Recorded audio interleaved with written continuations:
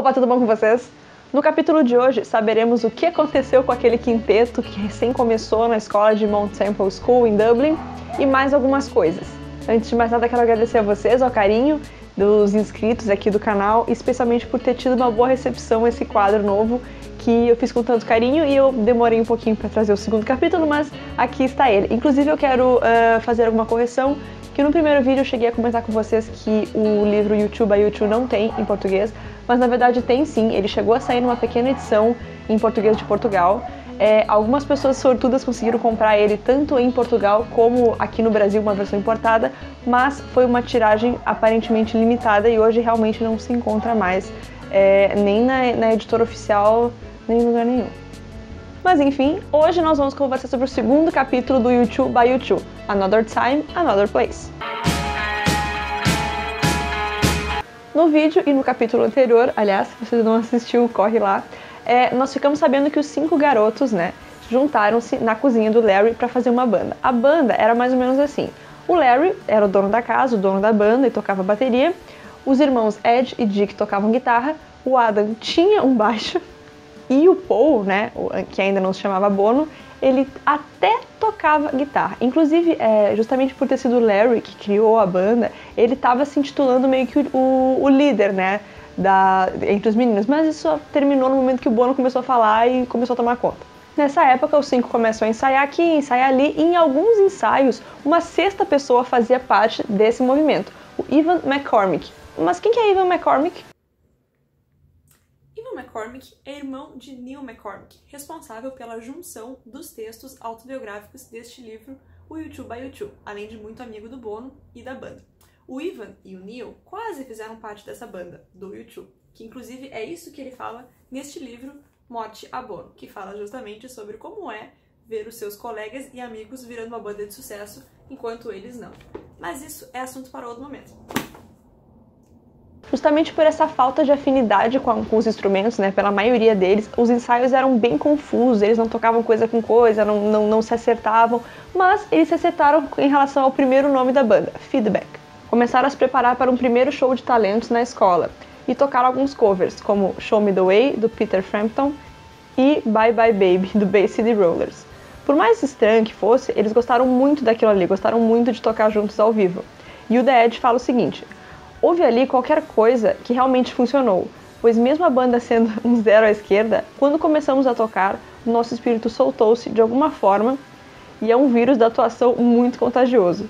E é engraçado que nesse primeiro show que eles fizeram, o Dick, que é o irmão do The Edge, ele já não compareceu. Após esse primeiro show, o Adam, o Bono e o The Edge, eles gostaram tanto de tocar, de fazer essa participação ao vivo, que eles já ficaram completamente empolgados com a ideia de ter uma banda.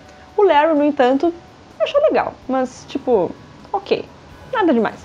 É o Larry, gente? No ano de 77, a banda fica um pouco estremecida. Eles não chegam a brigar, mas acontece que o Adam e o Bono começam a sofrer aquela pressão dos pais para arrumar um emprego, para procurar uma coisa que dê dinheiro. Os pais dos irmãos, o Ed e o Dick, apoiam a banda, os do Larry também, mas eles ficam aquela coisa meio assim, o Bono chega a trocar de escola, depois acaba voltando atrás, e eles ficam meio que tendo que se dedicar a outras coisas que não só a banda. Quando eles retomam essa vontade de se dedicar à banda, eles começam a perceber que eles têm algumas influências muito mais punk do que eles imaginavam. E é nessa hora que eles decidem trocar o nome da banda para The Hype. Eles começam a fazer esse monte de covers de banda punk, como Ramones, Patti Smith, e isso acaba deixando o Larry um pouco aflito, assim. Durante os ensaios, ele volta e meia pergunta pra eles: não, mas a gente não é uma banda punk, Não, mas a gente tá tocando uma música de uma banda punk, por quê? Não, porque é uma referência. Tá, mas a gente não é uma banda punk, Ele vai começando a ficar meio aflito com essa ideia de banda punk. Em paralelo a isso, o Bono, que já era meio arruaceiro, ele já faz parte de uma gangue chamada Lipton Village. E é nessa época que ele começa a flertar com a ideia de ter um nome artístico. Eu falei muito sobre isso nesse vídeo aqui em cima, é Bono ou é Bono Vox? Que é justamente sobre essa construção do primeiro nome artístico dele, o segundo nome, que é o Bono Vox, e por então o Bono. Aliás, gente, uma curiosidade, esse é o vídeo que até hoje eu recebi mais hate aqui no canal. Não adianta vocês entrarem lá para procurar comentário negativo, porque eu não deixei aqui na terra de ninguém. Mas é engraçado que as pessoas interpretaram esse vídeo como se eu estivesse impondo alguma coisa. Na verdade não, gente, só contei a história pra vocês. Quer continuar chamando de Bono Vox? Continua, mas tá errado. Nessa mesma época, o Bono consegue que um cara da televisão vá assistir a um ensaio do The Hype. E ele fala pro cara assim, não, porque nós temos várias músicas autorais e a gente toca assim, ó, só delícias. Aí o cara, não, beleza, eu vou lá. Quando ele chega no ensaio, a banda começa a tocar músicas do Ramones. E daí ele fala assim, essas músicas são de vocês? E o Bono, sim. E é mesmo, vocês são muito bons, toquem mais uma, pode ser? Tem mais uma? Ele tem. E eles tocam outra do Ramones. E aí o cara diz assim, nossa, mas é de vocês mesmo. É. Ai, não, beleza, tá ótimo. E convida eles pra ir pra um programa na televisão. Chegando no programa, eles tocam as músicas deles e o cara nem percebe que não são.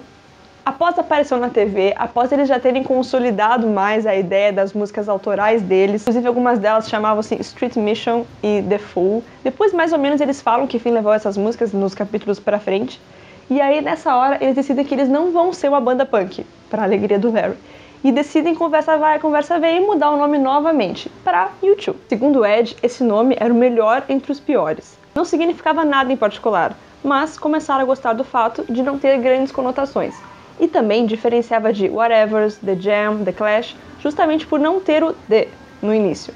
Era um nome um pouco diferente, mas nenhum deles ficou, nossa, que nome, o melhor nome do mundo, mas servia. Inclusive o Bono fala que odeia esse nome, até porque depois ele começou a se dar conta de que poderia ter feito o trocadilho, poderia ser feito o trocadilho U2, você também, e ele achava isso péssimo. Eu acho que ele acha isso até hoje. É nessa época que eles começam a se dar conta de um pequeno problema chamado Dick Evans.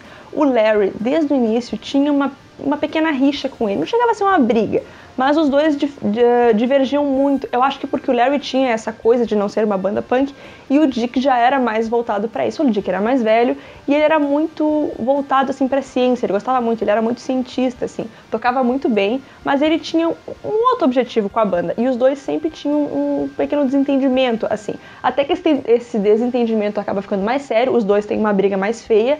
O Dick chega a agredir o Larry, fisicamente. E aí foi aquela coisa assim, o Dej, ele tá vendo isso, mas ao mesmo tempo é o irmão dele, e aí o Bono e o Adam acabam ficando meio, a gente vai ter que decidir isso. E aí conversa vai, conversa vem, eles decidem chutar o Dick da banda. Aí, o que acontece? Nessa mesma época, eles veem um concurso novamente um concurso de talentos em outra cidade, e daí eles já querem escrever a banda no formato novo, o quarteto U2. É nessa época que o The Edge acaba tendo que chegar pro irmão dele e dizer, então, a gente tá com uma ideia nova, é uma outra banda, tá? Chama U2, e é só nós, tá? Tu te importa? Daí ele não chega a dizer assim, que ele diz que ele ficou muito chateado de ter que tomar essa decisão. Os outros também ficaram sentidos com isso, mas era inegável que eles tinham uma química muito grande, os quatro. Quando o Dick estava junto, a coisa destoava, de alguma forma não era tão legal quanto estava só os quatro. E até o Dej reconhece isso. Eles têm uma relação ótima até hoje, e hoje, inclusive, o Dick ele se dedica às áreas da ciência e ciência da informação. O Dej ele acha que ele tem alguma certa mágoa de ter abandonado o barco justamente naquela época, mas é aquela coisa, né? Se eles tivessem continuado em 5, nada teria acontecido, tipo, não estaria onde eles estão hoje. Então, as coisas como são, né? Esse concurso que eles vêm a participar é justamente mais uma etapa muito importante na carreira do U2, porque eles viajam para fazer esse concurso, eles já entram naquela vibe de viajar para fazer o show, rockstars, já se sentem os rockstars, gostam muito disso, vão para esse concurso e ganham o concurso. E com esse concurso ganho, eles têm a possibilidade de gravar um single, né? Eles ganham dinheiro e a possibilidade de um estúdio de gravar um single.